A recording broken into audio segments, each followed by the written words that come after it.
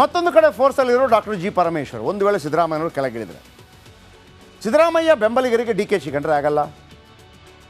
ಹೀಗಾಗಿ D K ಶಿಯನ್ನು C M ಆಗೋಕ್ಕೆ ಬಿಡ್ತಾರಾ? ಇಲ್ಲ.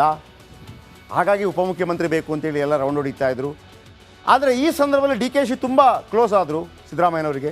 ಸಿದ್ದರಾಮಯ್ಯವ್ರಿಗೆ ಅನಿಸ್ಬೋದು, ನೋಡಪ್ಪ ನಾನು ಪ್ರಾಸಿಕ್ಯೂಷನ್ಗೆ ಹೋಗದ ಹಾಗೆ, ನಾನು ರಾಜೀನಾಮೆ ಕೊಡೋದ ಹಾಗೆ, ಯಾವುದೇ ತೊಂದರೆ ಆಗದಾಗೆ ನೀನು ನೋಡಿಕೊಂಡ್ರೆ 2.5 ವರ್ಷ ಅಥವಾ 3 ವರ್ಷ ಬಿಟ್ಕೊಡ್ತೀನಪ್ಪ.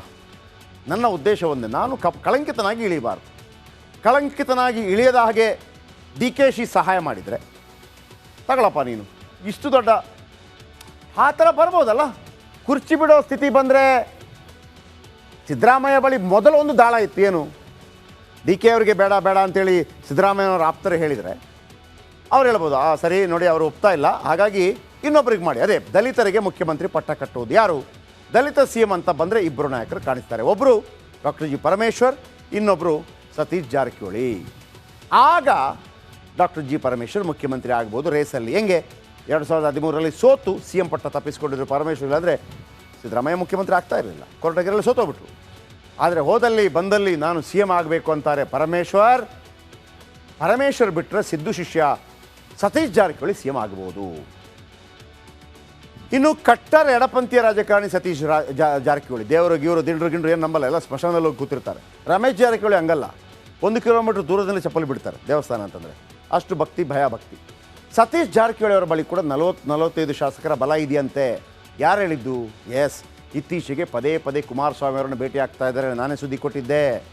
HDK ಮತ್ತು ಸತೀಶ್ ಜಾರಕಿಹೊಳಿ ಅವರಿಗೆ ಡಿ ಕೆ ಶಿ ಅವರನ್ನು ಹೆಂಗಾದರೂ ದೂರ ಇಡಬೇಕು ಮುಖ್ಯಮಂತ್ರಿ ಪಟ್ಟದಿಂದ. ಹಾಗಾಗಿ ಒಂದು ವೇಳೆ ಸಿದ್ದರಾಮಯ್ಯನವರು ಕೆಳಗಿಳಿದರೆ, ಡಿ ಕೆ ಶಿವಕುಮಾರ್ ಮುಖ್ಯಮಂತ್ರಿ ಆದರೆ ಸತೀಶ್ ಜಾರಕಿಹೊಳಿಗೂ ಕಂಡ್ರೆ ಆಗಲ್ಲ, ರಮೇಶ್ ಜಾರಕಿಹೊಳಿಗೂ ಕಂಡ್ರೆ ಆಗಲ್ಲ, ಕೆಲವು ಶಾಸಕರನ್ನು ಹೊತ್ಕೊಂಡು ಅವ್ರು ಹೋಗ್ಬೋದು ಅಂತ ಸಾಧ್ಯತೆ ಇದೆ. 45 ವರ್ಷದ ರಾಜಕೀಯ ಜೀವನದಲ್ಲಿ ಕಪ್ಪು ಚುಕ್ಕೆ ಇಟ್ಟುಕೊಂಡು ನಾನು ರಾಜಕೀಯದಿಂದ ವಿರಮಿಸಬಾರದು ಅಂತ ಹೆಂಗಿದೆಯೋ ಹಾಗೇನೆ ನಾನು ಕಪ್ಪು ಚುಕ್ಕೆ ಇಟ್ಟು ವಿರಮಿಸಬಾರ್ದು, ನಾನು ಕಪ್ಪು ಚುಕ್ಕೆ ಇಟ್ಟು ಮುಖ್ಯಮಂತ್ರಿ ಆಗಬಾರ್ದು ಅನ್ನೋದು ಡಿ ಕೆ ಶಿವಕುಮಾರ್ಗಿದೆ. ಹಾಗಾಗಿ ಅವ್ರಿಗೆ ಗೊತ್ತಿದೆ ಸಿದ್ದರಾಮಯ್ಯ 2.5 ವರ್ಷನ 5 ವರ್ಷನ ಅದು ಬೇರೆ ವಿಚಾರ, ಏನು ಅಗ್ರಿಮೆಂಟ್ ಆಗಿದೆ ಗೊತ್ತಿಲ್ಲ. ಮುಖ್ಯಮಂತ್ರಿ ಈ ಬಾರಿ ಲಾಸ್ಟು ಸಿದ್ದರಾಮಯ್ಯ, ಮುಂದೆ ಅವರು ಚುನಾವಣೆಗೆ ನಿಲ್ಲೋದಿಲ್ಲ. ಅದನ್ನು ಅವರು 2ನೇ ಬಾರಿ 3ನೇ ಬಾರಿ ಮಾಡಿದರೆ ಸಿದ್ದರಾಮಯ್ಯವ್ರಿಗೂ ಮರ್ಯಾದೆ ಇರೋದಿಲ್ಲ. ಒಂದು ಬಾರಿ ಹೇಳಿದ್ರು ಲಾಸ್ಟ್ ಚುನಾವಣೆ, ಮತ್ತೊಂದು ಚುನಾವಣೆ ನಿಂತರು, ಇನ್ನೊಂದು ಚುನಾವಣೆ ನಿಂತರೆ ಅಯ್ಯೋ ಇದು ಸೇಮ್ ಹಂಗಾಗ್ಬಿಡುತ್ತೆ. ಸಿದ್ದರಾಮಯ್ಯವ್ರಿಗೆ ಆ ಘನತೆ ಇದೆ, ಗೌರವ ಇದೆ, ನಿಲ್ಲೋದಿಲ್ಲ. ನೆಕ್ಸ್ಟ್ ಯಾರು ಮುಖ್ಯಮಂತ್ರಿ ಆಗೋರು? D K Shivakumar. ಸಿದ್ದರಾಮಯ್ಯನವ್ರ ಹತ್ರ ಜಗಳ ಮಾಡ್ಕೊಂಡು ರೆಡಿ ಇಲ್ಲ, ಹಾಗಾಗಿ ಬಲವಾಗಿ ನಿಲ್ತಾ ಇದ್ದಾರೆ. ನಿಜ ಹೇಳಬೇಕು ಅಂದರೆ ಡಿ ಕೆ ಶಿವಕುಮಾರ್ ಅಷ್ಟು ಬಲವಾಗಿ ಯಾರೂ ನಿಂತ್ಕೊಂಡೇ ಇಲ್ಲ. ನೀವು ಅದು ಬೂಟಾಟಿಕೆ ಅನ್ನಿ, ನಾಟಕ ಅನ್ನಿ, ಮತ್ತೊಂದನ್ನಿ. ರಾಜಣ್ಣ ಮಾತಾಡಿದ್ರ ನಾವು ಸಿದ್ದರಾಮಯ್ಯ ಜೊತೆ ಬಲವಾಗಿ ನಿಲ್ತೀವಿ ಅಂತ ಹೇಳಲೇ ಇಲ್ಲ ಈ ಸಂದರ್ಭದಲ್ಲಿ. ಸತೀಶ್ ಜಾರಕಿಹೊಳಿನೂ ಹೇಳಿಲ್ಲ, MB ಪಾಟೀಲ್ ಅವರು ಹೇಳಿಲ್ಲ, ಜಾರ್ಜು ಹೇಳಿಲ್ಲ, ಜಮೀರ್ ಅಹಮದ್ ಖಾನ್ ಹೇಳಿಲ್ಲ. ಇಷ್ಟು ಸ್ಟ್ರಾಂಗ್ ಆಗಿ ಹೇಳಿದ್ದು ಡಿ ಕೆ ಶಿವಕುಮಾರ್ ಮಾತ್ರ.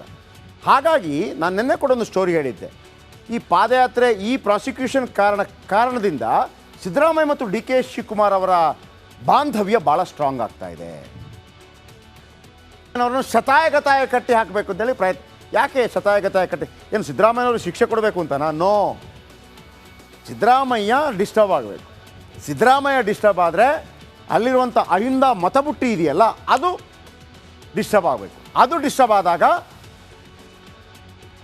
ಆ ಮತ ಬ್ಯಾಂಕ್ ಬೇರೆ ಕಡೆ ಹೋಗಬೇಕು. BJP ಒಂದು ಐಡಿಯಾ ಏನಿತ್ತಪ್ಪ ಅಂತಂದರೆ, ಇವರ ವಿರುದ್ಧ ಇಂಥ ಆರೋಪಗಳು ಬಂದಾಗ ಪಕ್ಷದೊಳಗೆ ಒಂದು ಸ್ಫೋಟ ಉಂಟಾಗತ್ತೆ, ಹೈಕಮಾಂಡ್ ರಾಜೀನಾಮೆ ಕೊಡಿ ಅಂತ ಕೇಳುತ್ತೆ, ಕಾಂಗ್ರೆಸ್ ಮೇಲೆ ಅಹಿಂದಕ್ಕೆ ಕೋಪ ಬರುತ್ತೆ, ಅದು BJPಗೆ ಹೋಗುತ್ತೆ ಅಂತ. ಆದರೆ BJP ಐಡಿಯಾ ಫಲಿಸಿದಂಗೆ ಕಾಣ್ತಾ ಇಲ್ಲ. ಯಾಕಂದರೆ ಹೈಕಮಾಂಡ್ ಭಾಳ ಸ್ಟ್ರಾಂಗ್ ಆಗಿ ನಿಂತು ಬಿಡ್ತು ಸಿದ್ದರಾಮಯ್ಯನವರ ಜೊತೆ. ಇದು BJPಗೆ ಒಂದು ರೀತಿಯಲ್ಲಿ ನುಂಗಲಾರದ ಬಿಸಿ ತುಪ್ಪವಾಗಿದೆ. ಹಾಗಾಗಿ CBI ಸಿಳುಗೆ ಸಿಲುಕಿದ್ರೆ ಸಿದ್ದರಾಮಯ್ಯಗೆ ಸಂಕಷ್ಟ ಫಿಕ್ಸ್. ಒಂದೋ ಲಾಭ ಆಗಬೇಕು, ಒಂದೋ ಪಾರ್ಟಿ ಲಾಭ ಆಗಬೇಕು, ಇಲ್ಲ ಅಂತಂದರೆ ಸಿದ್ದರಾಮಯ್ಯನವರನ್ನು ಶತಾಯಗತಾಯ ಸಿಕ್ಕಿಸಬೇಕು.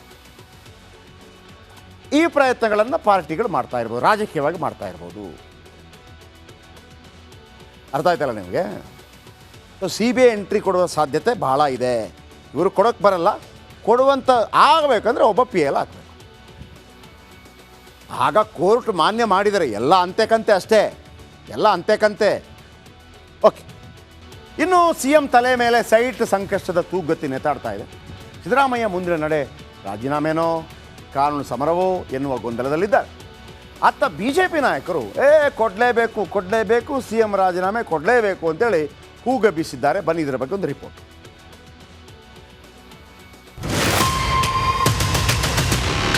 ಈಗ ನಾನು ರಾಜೀನಾಮೆ ಕೊಡಬೇಕು ಅಂತ ಯಾಕೆ ಒತ್ತಾಯ ಮಾಡಿದ್ರೆ ಎಲ್ಲರೂ ತಕ್ಷಣ ಎಲ್ಲ ಸೈಟ್ಗಳು ಸರೆಂಡರ್ ಆಗಬೇಕು. ಆ ನೈತಿಕ ಹೊಣೆ ಅವತ್ತು ರಾಜೀನಾಮೆ ಕೊಡಬೇಕು. ಅವರು ತಪ್ಪಿತಸ್ಥರ ಅಲ್ಲ ಅಂತ ಹೊರಗಡೆ ಬರಲಿ, ನಾನು ಸಂತೋಷ ಪಡ್ತೀನಿ.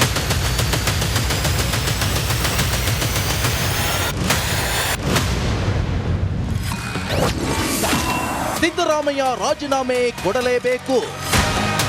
ಆದರೂ ಕೂಡ ಯಡಿಯೂರಪ್ಪನವ್ರಿಗೆ ಪಾರ್ಟಿಯಲ್ಲಿ ಯಾವುದೇ ಒತ್ತಡ ಇರಲಿಲ್ಲ ಅಂದರೂ ಸಹಿತ within the party there was no pressure. ಅವರು ನೈತಿಕ ಹೊಣೆ ಹೊತ್ತು ರಾಜೀನಾಮೆ ಕೊಟ್ಟಿದ್ದರು. ಈಗ ಸಿದ್ದರಾಮಯ್ಯನವರು ರಾಜೀನಾಮೆ ಕೊಡಬೇಕಂತ ಆ ನೈತಿಕ ಹೊಣೆ ಹೊತ್ತು ರಾಜೀನಾಮೆ ಕೊಡಬೇಕು.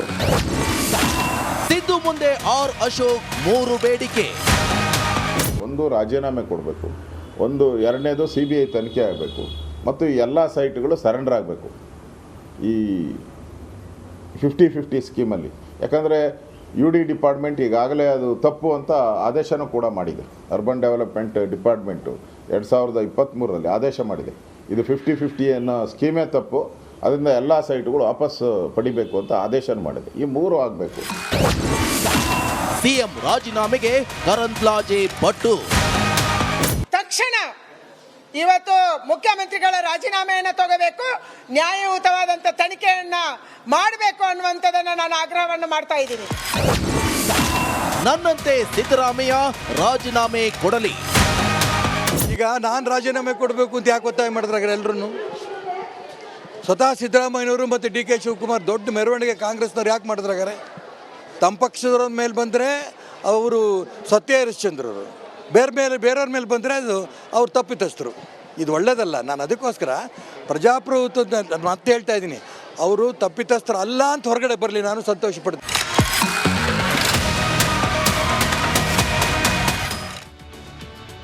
ಈಗ ಇವರೆಲ್ಲ ಹೇಳ್ತಾ ಇದ್ದಾರೆ ಸಿದ್ದರಾಮಯ್ಯ ರಾಜೀನಾಮೆ ಕೊಡಲೇಬೇಕು ಅಂತೇಳಿ.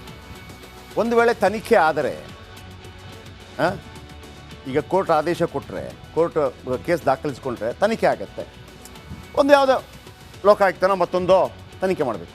ಇದೆಲ್ಲ ಯಾರ ಅಂಡ್ರಲ್ಲಿ ಬರುತ್ತೆ? CM ಅಂಡ್ರಲ್ಲೇ ಬರುತ್ತೆ, ಅಂದರೆ ರಾಜ್ಯ ಸರ್ಕಾರದ ಅಂಡ್ರಲ್ಲೇ ಬರುತ್ತೆ. ಈಗ ಮೊನ್ನೆ SIT ಒಂದು ವಿಚಾರಣೆ ಮಾಡಿಬಿಟ್ಟು ಒಂದು ಚಾರ್ಜ್ ಶೀಟ್ ಕೊಡ್ತು. ಯಾವುದ್ರ ಬಗ್ಗೆ? ವಾಲ್ಮೀಕಿ ನಿಗಮದ ಬಗ್ಗೆ.